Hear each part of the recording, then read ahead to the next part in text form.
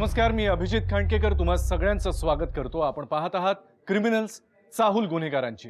प्रत्येक नाण्याला दोन बाजू असतात। या दोन्ही बाजूंचं संतुलन जोपर्यंत आहे तोपर्यंत गोष्टी नीट असतात, पण एकदा का संतुलन बिघडलं की असली नाणं नकली ठरतं। आपल्या आयुष्यात आणि नात्यांमध्ये सुद्धा असंच घडतं। जोपर्यंत प्रेम, जिव्हाळा, आपुलकी आणि मर्यादा, मूल्य, नैतिकता यांचं संतुलन आहे तोपर्यंत नात्यांमध्ये विश्वास, आनंद आणि समाधान असतो।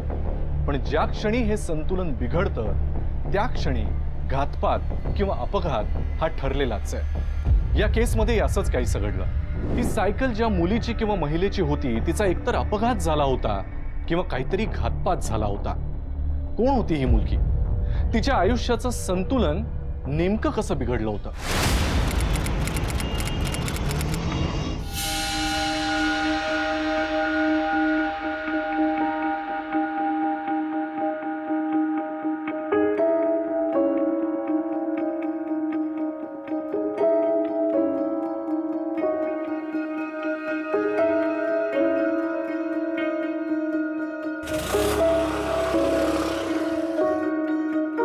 अंकिता, तुझं कॉलेजचं टायमिंग चेंज झालंय म्हणून तुला घरी जाताना मी सोबत करू शकत नाही। तेव्हा तू कॉलेज सुटल्यावर सरळ घरी जायचं, इथे तिथे कुठे जायचं नाही, कळलं?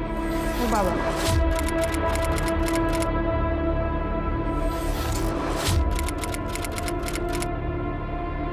चल बाय ताई।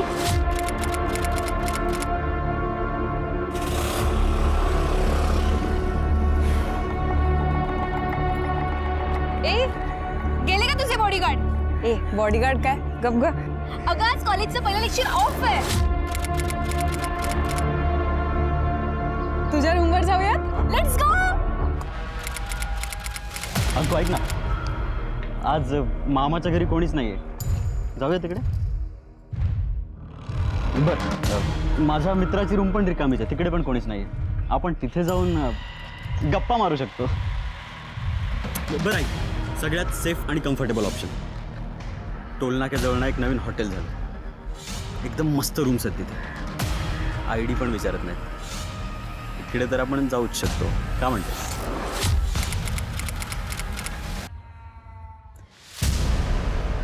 पंकज, मला असं वाटलं होतं की मी तुला खूप आवडते, आपल्यात छान ट्युनिंग होईल, पण तू जाऊ दे, आपण हे सगळं संपवूयात। एक मिनिट, म्हणजे तू ब्रेकअप करतेस माझ्यासोबत? मला असं वाटलं होतं आपले प्रेम आहे म्हणून, पण आता मला कळलंय तू कोणावरच प्रेम करू शकत नाही। तुला फक्त मुलींना रूममध्ये घेऊन जाण्यात इंटरेस्ट आहे। अरे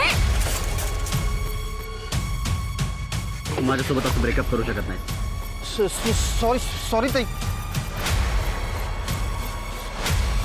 ओ भाऊ, हात सोडा, मुलीबरोबर जरा नीट वागा।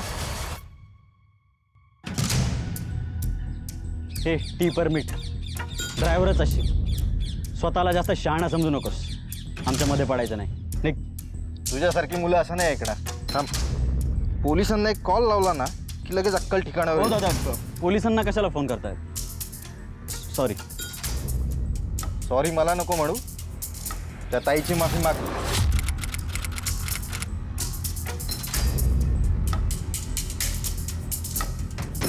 सॉरी।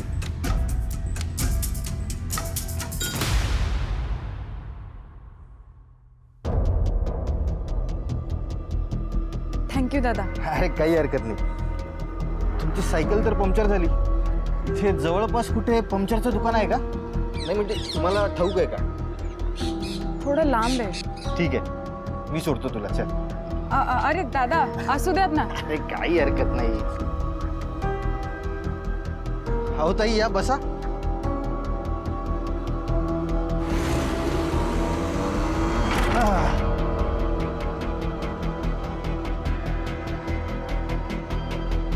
ताई, तू अभ्यासात खूप हुशार असशील ना? का? नाही म्हणजे तुझ्याकडे बघून असं वाटतं तू खूप हुशार आहेस। मी नेहमी टॉप 5 मध्ये असते, पण मी फक्त स्टुडियस नाहीये, एक्स्ट्रा करिक्युलर ॲक्टिव्हिटीजमध्ये पण पार्टिसिपेट करते। हां, म्हणजे ते प्रश्न मंजुषा। डान्स। डान्स? एकदा मला डान्स कॉम्पिटिशनमध्ये पार्टिसिपेट करायची संधी मिळाली ना, मग बघाच तुम्ही मी काय करते. मीरा रोडला ना एक स्टुडिओ आहे, तिकडे ना डान्सचं शूटिंग चालतं. माझी गाडी कधीतरी बोलवतात तिकडे भाड्याने. मी तिकडे बघतो काही होतंय का. हो दादा प्लीज प्लीज. नक्की प्रयत्न करतो. चल. काय रे दीपक दादा, एक तर महिने तोंड दाखवत नाहीस तू. आता आलायस तर जेवणच जा. नाही, पुढल्या वेळेस मी नक्की येतो. मी जेवणाची वेळ बघूनच येतो. बस चला, येतो आता. सावजी. अरे मामा तू आलायस. अरे बरं झालं, तू वेळेत आलीस एकदम. कसं चाललंय कॉलेज तुझं? एकदम मस्त. बरं, एक गिफ्ट आणलं बघ तुझ्यासाठी.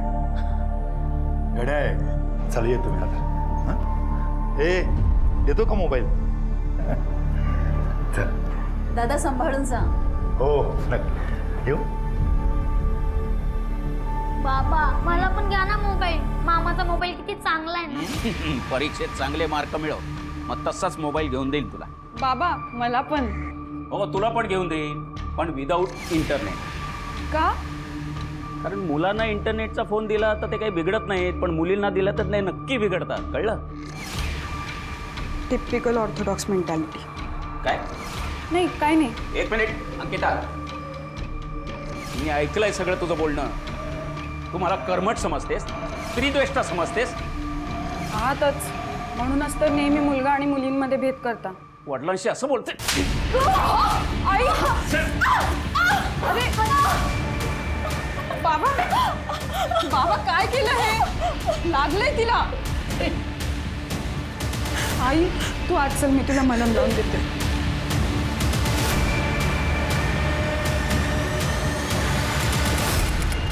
अंकिता, खरं तर नवख्या स्पर्धकांना मी आमच्या डान्स कॉम्पिटिशनमध्ये एंट्री देत नाही. ज्यांनी लोकल लेवलची एखादी तरी स्पर्धा जिंकली असेल त्यांनाच कन्सिडर करते. पण मला तुझा स्क्रीन प्रेझेन्स आवडला, त्यामुळे आम्ही तुझा विचार करू शकतो. Thank you ma'am, thank you so much. Your welcome. बरं ऐक, तू तुझ्या डान्सचा एक व्हिडिओ आजच्या आज शूट करून मला पाठव. जर आम्हा सगळ्यांना तो आवडला तर आम्ही तुला डायरेक्ट एंट्री देऊ. ठीक आहे? येस मॅम, येस नक्की. ओके. थँक्यू दादा, थँक्यू सो मच. थँक्यू काय म्हणते? पण विजय दादा, मी डान्सचा व्हिडिओ कसा आणि कुठे शूट करू? ह्यावेळी तर मी सीमाकडे पण नाही जाऊ शकणार. तू माझा मोबाईल घेऊन जा. हां, घरी जा, छान कपडे घाल, शूट कर आणि त्यांना पाठवून दे. अरे पण दादा, तुझ्या कामाचे फोन येतील. नको. अगं हा फोन मी आजच माझ्या बायकोसाठी नवीन घेऊन आलोय. सरप्राईज गिफ्ट आहे तिला, त्याच्यासोबत कार्डही आहे. तू घेऊन जा, शूट कर आणि मला आणून दे.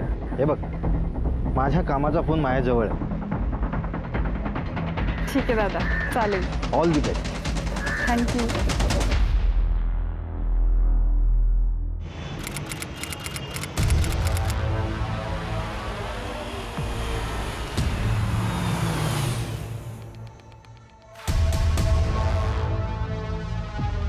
बाय.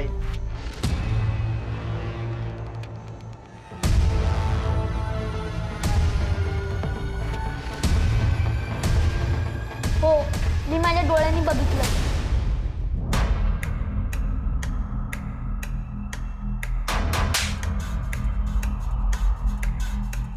कुणाबरोबर गाडीत फिरत होतीस? बोल! मित्र आहे, भावासारखा. मित्र भावासारखा? अगं हे सगळं थोटांड आहे, थोटांड. अंकिता, मुलांची मैत्री करण्यासाठी तुला बाहेर पाठवतो का आम्ही? बरं झालं राजूने बघितलं आणि आम्हाला सांगितलं. नाही तर आमची मुलगी बाहेर काय फेरं करते ते आम्हाला कधी कळलंच नसतं. मागच्या जन्मी काय पाप केलं म्हणून तू माझ्या या घरात जन्माला आलीस. चल आता बघत उभी राहू नकोस, जा आतमध्ये. हो मी बस, माझ्यामध्ये बोलायचं नाही.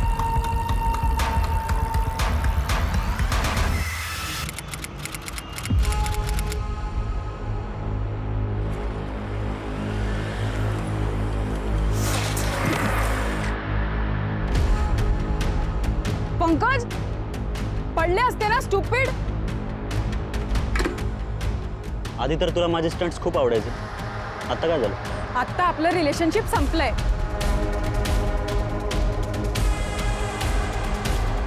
तुला बोललो होतं ना, मला ब्रेकअप वगैरे नाही चालणार. समजत नाही. पंकज हात सोड. नाही सोडणार. काय करशील?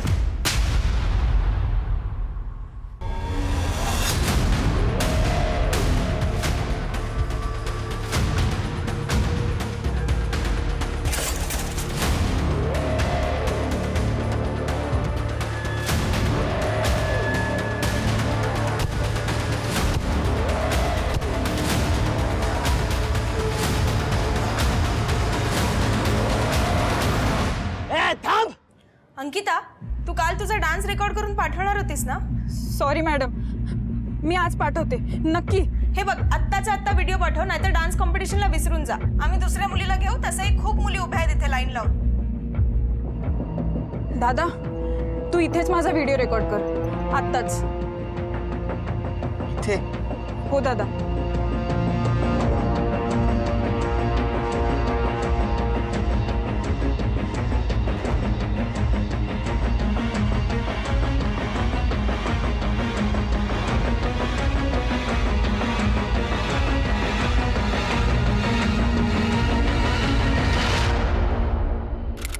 ही पोरगी हसून घरी आली नाहीये. अगं आई, येईल ती, तू बस तिथे. बापरे, हा ट्रॅफिक म्हणजे ना थकायला. अरे वा राजू, अभ्यास. मी ऑफिसमधून यायच्या वेळेस बरोबर अभ्यास करत असतोस तू. त्या आतमध्ये काय कॉमिक्सचं पुस्तक नाही ना? अहो बाबा, हे बघा. बर बर, ठीक. कर कर. ऐक, अंकिता, पाणी आण ग.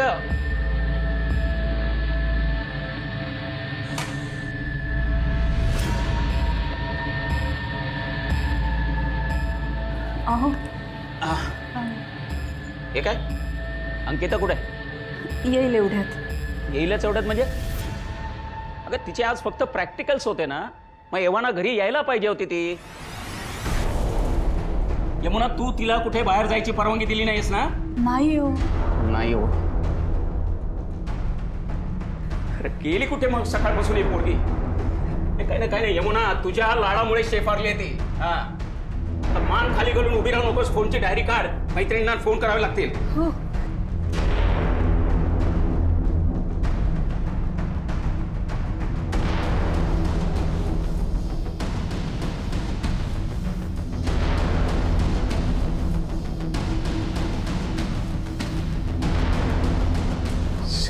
अहो, आपण पोलीस स्टेशनला जाऊया.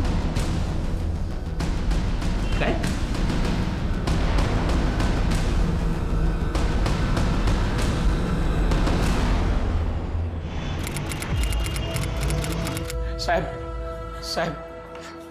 साहेब, मी शरद भिडे.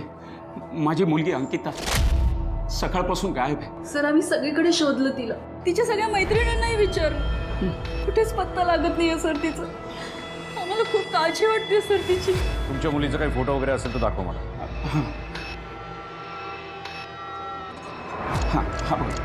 हा अंकिताचा फोटो. कधीपासून घरी आली नाही म्हणतात? मी सकाळी तिला कॉलेजपर्यंत सोबत केली. म्हणजे ती सायकलवर होती आणि मी माझ्या टू व्हीलरवर. आणि नंतर माझ्या मुलाला मला शाळेत सोडायचं होतं, म्हणून मग मी तिथून निघून गेलो. प्रॅक्टिस संपल्यानंतर ती एव्हाना घरी यायला हवी होती. मिस्टर भिडे, तुम्ही काय म्हणालात? ती सायकलवर होती? हो. कोणत्या रंगाची सायकल आहे तिची? सर, गुलाबी.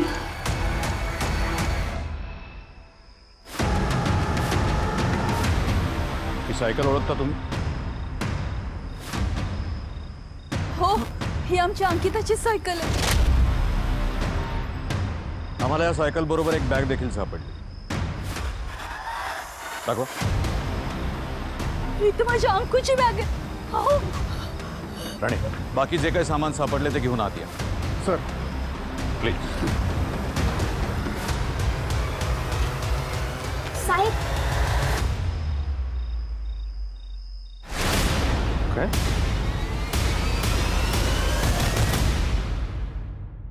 सर, या सापडलेल्या वस्तू. बरं, मी काय म्हणतो, आज तुम्ही कातळा पलीकडच्या जंगलात गेला होतात ना? नाही. सर, त्या लहान मुलाने सांगितलं की त्यांनी यांना त्याच एरियात बाईकवरून जाताना बघितलं.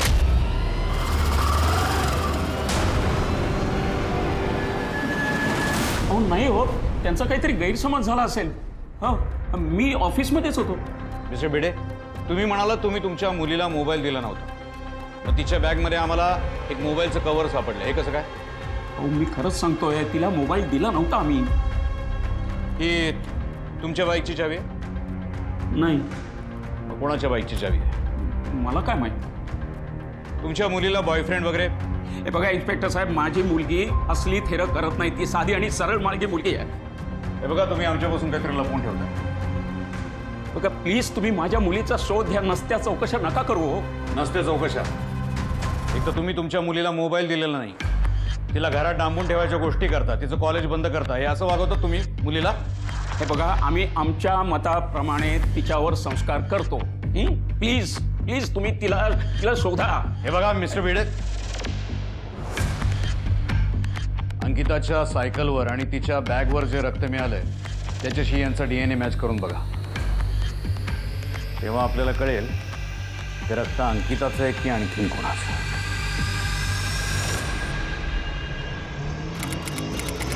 ताई, अगं ताई, काय काय झालं?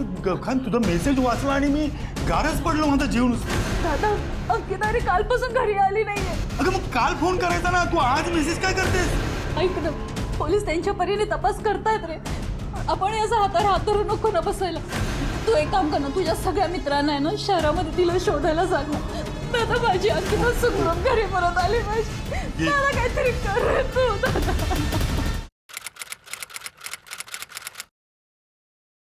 सीमा ठाकूर, तू अंकिताच्या कॉलेजमध्येस ना?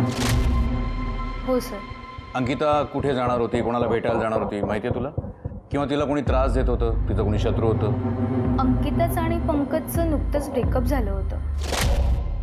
ती विजयबरोबर डान्स कॉम्पिटिशनमध्ये भाग घेण्यासाठी जाणार होती. कोण आहे ते दोघं? त्यांची पूर्ण नावं काय?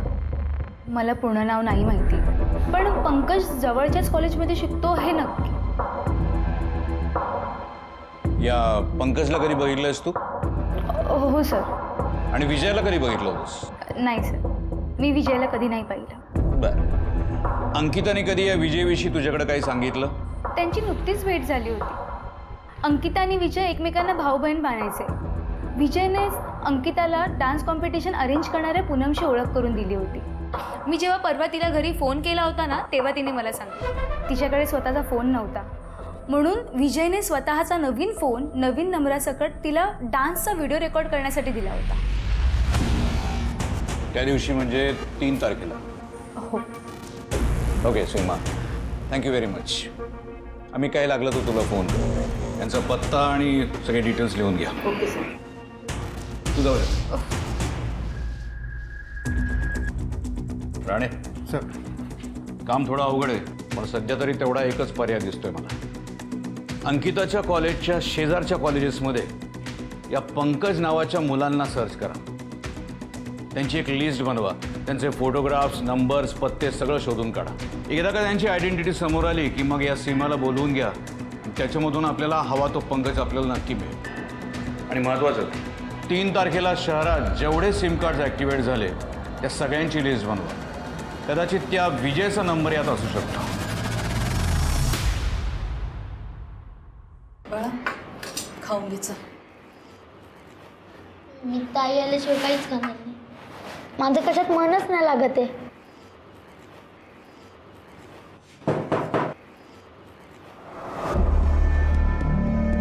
इन्स्पेक्टर साहेब, माझ्या अंकिताचा शोध लागला का? काही कळलं?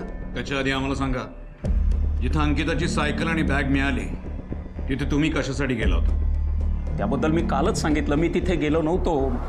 मी पूर्ण दिवस ऑफिसमध्ये. तुमच्या मोबाईलचं लोकेशन त्याच्यावरून सिद्ध होतंय काल तुम्ही तिथं गेला होतात आणि तुम्ही म्हणता तुम्ही ऑफिसमध्ये होता. इन्स्पेक्टर साहेब, मला माफ करा.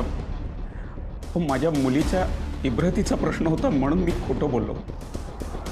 त्याचं झालं असं की माझ्या ओळखीच्या एकाने मला फोन करून सांगितले की तुमची मुलगी कातळामागच्या जंगलात एका कारवाल्या मुलासमोर नाच करते. मला राग आला म्हणून मी ताबडतोब तिथे गेलो. तिला खूप शोधलं पण ती नाही सापडली. मला वाटलं की ज्यांनी मला हे सांगितलं त्यांचा काहीतरी गैरसमज झाला असेल म्हणून मी घरी परत आलो. तर घरी अंकितासुद्धा आली नव्हती. आणि मग आम्ही तुमच्याकडे आलो. अंकिता तिथे सापडली नाही, अंकिता तिथे नव्हती का? ती त्या मुलाबरोबर तुम्हाला दिसली आणि तुमचं डोकं भडकलं म्हणून तुमच्या हातून काहीतरी विपरीत घडलं? खरं सांगा. इन्स्पेक्टर साहेब, तुम्ही माझ्यावर संशय घेता? मी संतापी असलो, माझी जीभ कटू असली तरी मुलीच्या जीवावर उठणार नाही हो मी खरंच सांगतो, तिच्याशी काही दगाफटका मी केलेला नाही. मी हात जोडतो, माझी अंकिता खरंच गायब झाली आहे, ती सापडत नाही. शोधा होती ना तुम्ही. ज्या माणसाने तुम्हाला फोन करून सांगितलं तुमची मुलगी त्या मुलाबरोबर आहे, त्याचा नंबर द्या आम्हाला. राणे सर.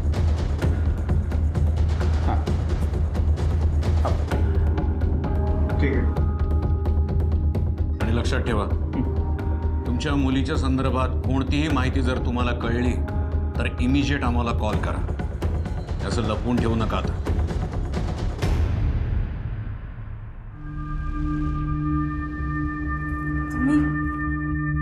तुम्ही माझ्या अंकिताला काय?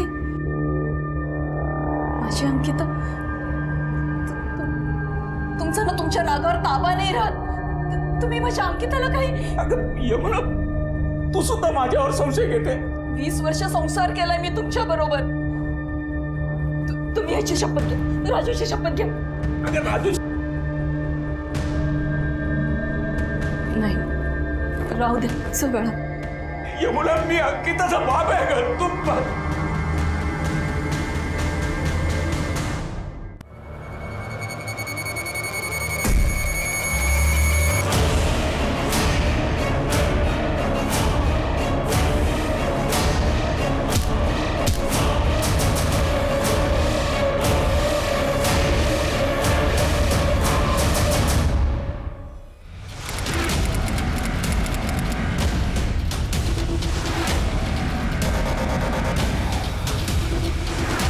सर, अंकिताला शोधत होते तेव्हा ही बॉडी सापडली.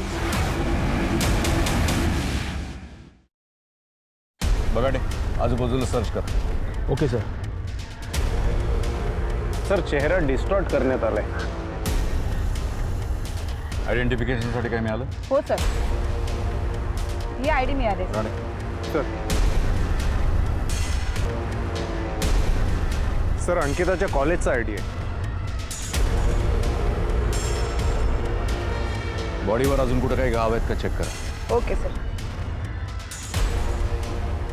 अंकिताचं घर एकीकडे, कॉलेज दुसरीकडे, सायकल आणि तिची बॅग मिळते तिसरीकडे, बॉडी चौथीकडेच. नक्कीच कोणीतरी आपल्या तपासाची दिशा भरकटवण्यासाठी हे करते. बॉडी पोस्टमॉर्टमला पाठवून द्या. सर.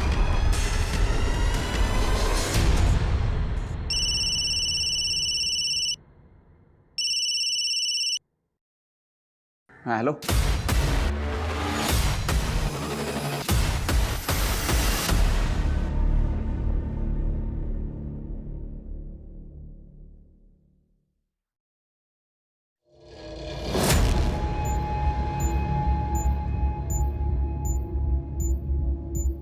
चेहरा डिस्टॉर्ट केलाय. डेड बॉडी जवळ आम्हाला अंकिताचं हे आय कार्ड मिळालं. हे अंकिताचंच आय कार्ड आहे. आणि बॉडीच्या अंगावर हे कपडे होते.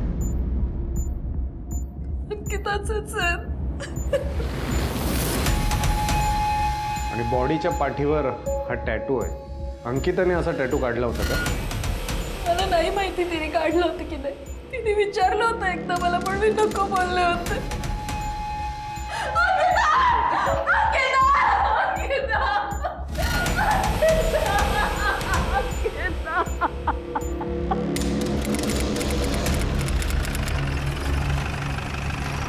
सर, शहरातील लहान मोठ्या कॉलेजमध्ये एकूण 5 पंकज नावाची मुलं आहेत सर. तर त्यांचे नाव नंबर त्या कॉलेज डिटेल्समध्ये मिळाले. ग्रेट.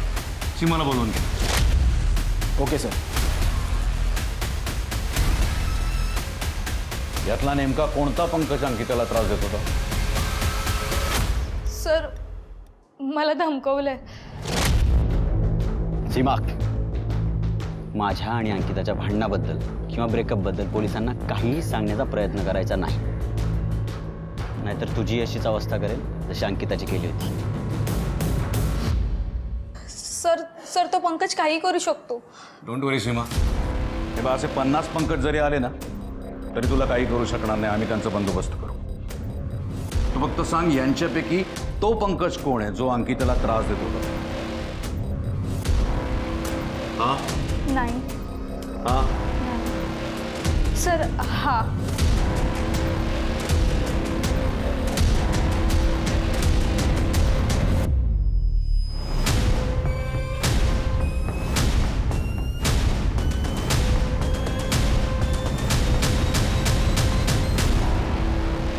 तारखेला दुपारी 12:30 वाजता कातळा जवळच्या जंगलात तू काय करत होतास पंकज?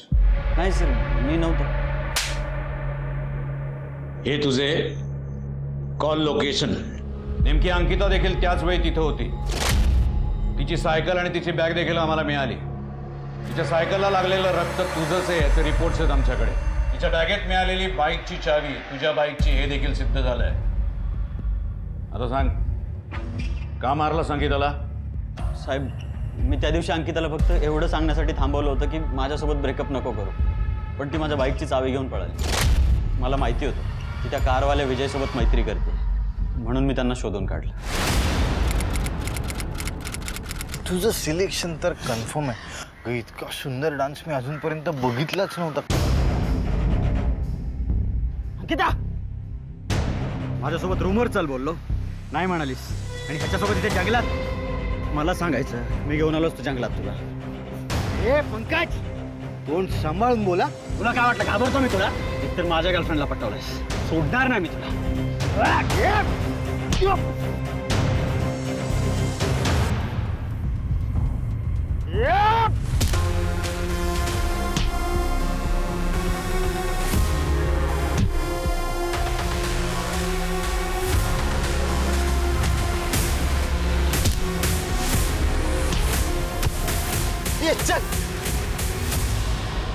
त्या दिवशी विजय माझ्या हातातून निसटला.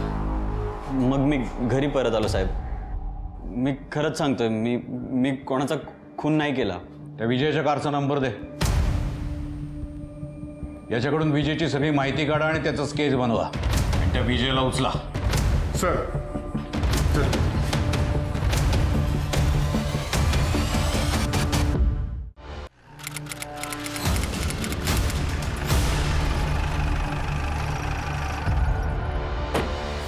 जंगलात सापडलेल्या डेड बॉडीचा PM रिपोर्ट. खून गळा दाबून करण्यात आलाय. अंकिताचा आय कार्ड आणि तिचे कपडे बॉडीवर असले तरी बॉडी अंकिताची नाही आहे. म्हणजे अंकिता जिवंत असण्याची शक्यता आहे. हो सर, मैताच्या बॉडीवरचे कपडे आणि आय कार्ड अंकिताच आहे, त्यामुळे ह्या दोन्ही केसेस कनेक्टेड असण्याची शक्यता आहे. राईट. आता प्रश्न हाच आहे की ती बॉडी कोणाची आहे आणि अंकिता कुठे आहे. बघा, एक काम करा, आजूबाजूच्या पोलीस स्टेशनमधून मिसिंग पर्सन्सची एक लिस्ट मागवा आणि डेड बॉडीची टॅली करा. Okay sir. सत्य हे कल्पनेपेक्षा जास्त चमत्कारिक असतात. जसं माणसाची खरी ओळख ही त्याच्या कपड्यांवरून नाही त्याच्या गुणांवरून होते, तसंच अनफॉर्च्युनेटली प्रेताची खरी ओळख ही त्याच्या कपड्यांवरून नाही तर DNA वरून होते, असं म्हणायचीच वेळ आता आली आहे. अंकिताचा खून झालाय असं समजून चाललेल्या तपासाला अंकिता जिवंत असण्याची शक्यता आहे असं कळल्यानंतर एक वेगळीच कलाटणी मिळाली. आता प्रश्न होता की खून नक्की कोणाचा झालाय आणि अंकिता कुठे आहे? सर, आसपासच्या 5 जिल्ह्यातील मिसिंग लोकांची लिस्ट मिळाली आहे सर. त्यातल्या मीरा रोडवरून गायब होणाऱ्या डान्स कॉम्पिटिशन अरेंज करणाऱ्या पूरमचे डिटेल्स त्या डेड बॉडीबरोबर मॅच होत आहेत. आणि सर, तिच्या पाठीवर पण सेम टॅटू आहे. डेड बॉडीचा DNA पूनमच्या आईवडिलांसोबत टॅली करा. पूनमचा CDR मागा. Okay sir. Sir, hello. ठीक आहे सर, विजयचा फोन ऑन झालाय. सर्वेलन्सवर टाका आणि उचला त्या विजयला. सर,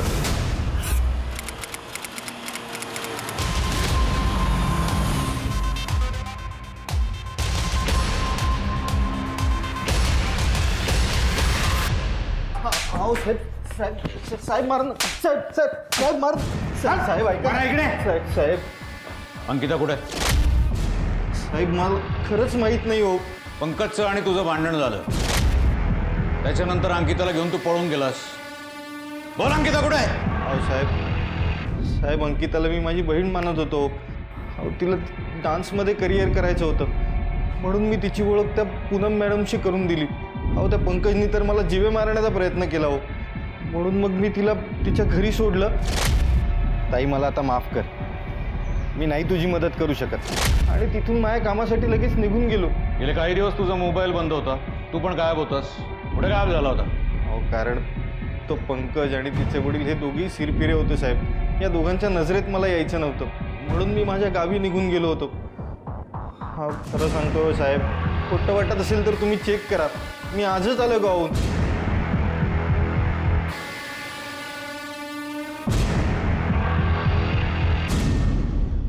सर, पूनमच्या आईचा DNA जंगलात सापडलेल्या बॉडीच्या DNAशी मॅच झालाय. म्हणजे ती डेड बॉडी पूनमची नसते? हो सर, हा पूनमचा CDR. पूनमचं लास्ट ॲक्टिव्ह लोकेशन गांधी मार्केटच्या मागच्या बाजूला लोकेट झालंय. आणि सर ज्या दिवशी पूनमचा खून झाला त्या दिवशी तिच्याशी कॉन्टॅक्ट झालेला शेवटचा नंबर हा आहे.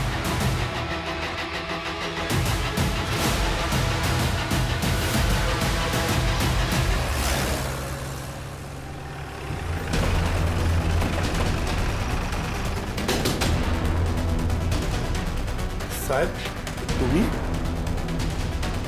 तर ठीक आहे. अंकिता कुठे? अंकिता कुठे? साहेब ती इथे कशी काय असेल? पूनमचा खून झाला त्याच्या आधी शेवटचा कॉल तुझ्या मोबाईलवरून गेला होता. तिचं शेवटचं लोकेशन इथे आहे, तुझ्या घरचं. याचा अर्थ ती इथे आली होती. पूनमची डेड बॉडी आम्हाला जेव्हा जंगलात सापडली तेव्हा तिच्या अंगावर अंकिताचे कपडे होते. म्हणजे ते कपडे इथेच बदलले गेले. ती जिवंत असताना तिचे कपडे बदलले का तिला मारल्यानंतर बदलले? बोल! अंकितालाही मारलंयस का जिवंत आहे ती? साहेब तुम्ही काय बोलताय मला खरंच कळत नाहीये ना. सर, पैशांनी भरलेली ही बॅग सापडली. सर किमान 10 लाख रुपये असतील. मोबाईल कुठे? साहेब देतो ना मग.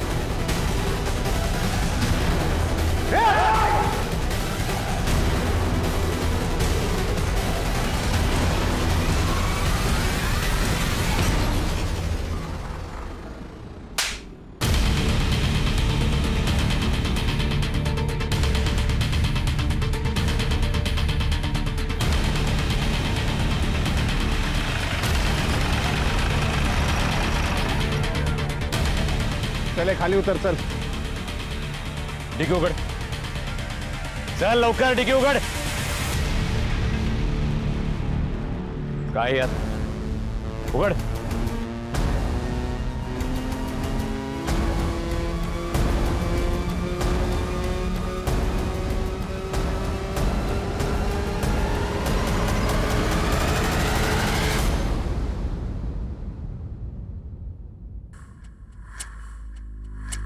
अंकिता, पूनमचा खून झाला. तिच्या बॉडीवर तुझे कपडे मिळाले. तुझं आयडेंटिटी कार्ड तिथंच मिळालं. काय प्रकार आहे सगळं? तिच्या बॉडीवर तुझे कपडे कसे? मी विजयदादाच्या मदतीने त्यांच्याकडे जाणार होते, पण बाबांचा त्रागा आणि पंकजनी केलेले तमाशे बघून त्यांनी मला मदत करायला नकार केला. ते मला घराजवळ सोडून दिले आणि हे मामांनी पाहिलं.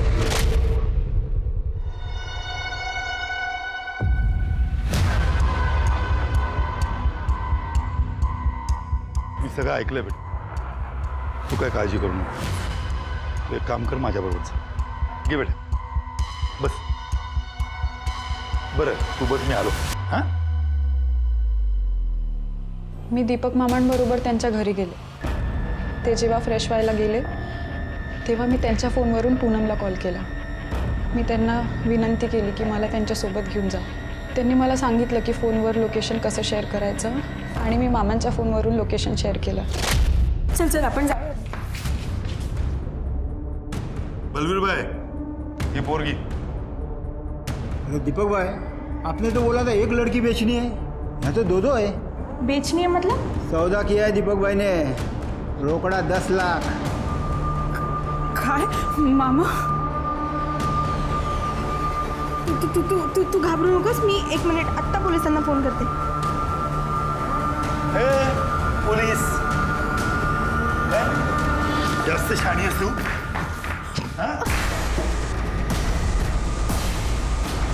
मला बेशुद्ध केलं आणि तिथून घेऊन गेले.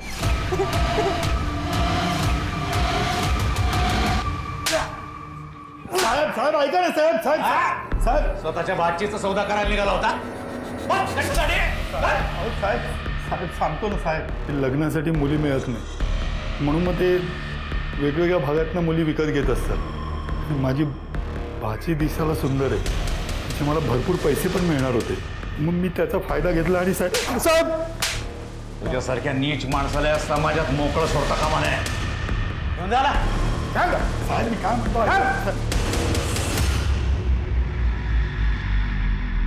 आई अंकिता अंकिता अंकिता बेटा माझं बघितलंच ना अंकिता आई बाबांना विश्वासात न घेता एवढं टोकाचं पाऊल उचलल्यावर त्याचे किती गंभीर परिणाम होतात. एका वाट चुकलेल्या मुलीला तिच्या आई वडिलांकडे पुन्हा एकदा सुरक्षित सुखरूप पोहोचवण्यासाठी पोलिसांनी जीवाचं रान केलं. कुठल्याही गुन्हेगाराला कोर्ट शिक्षा ठोठावत असतंच, पण कुठल्याही पीडिताला गुन्हेगारापासून वाचवणं यासारखं मोठं समाधान नाही. मी अभिजित खांडकेकर आजच्या भागात तुम्हा सगळ्यांची रजा घेतो. पुन्हा भेटूया पुढच्या भागामध्ये एका नवीन केससह. तोपर्यंत तुमची आणि तुमच्या कुटुंबियांची काळजी घ्या. धोका अजूनही टळलेला नाहीये, त्यामुळे घराबाहेर पडताना मास्क आणि सॅनिटायझरचा वापर नक्की करा. पुन्हा भेटूया. जय हिंद, जय महाराष्ट्र.